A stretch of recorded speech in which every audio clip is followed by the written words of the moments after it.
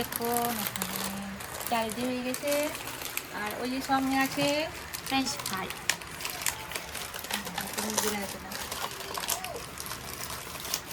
আর এইখানে নিয়েছি বিস্কুট।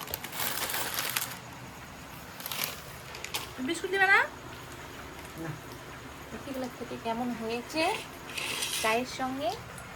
পায়েল চালে, সোনা চালে, এটা তুমি লাও চা।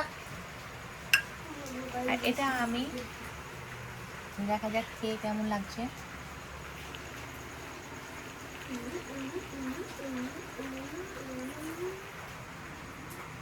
চাটনি দিয়ে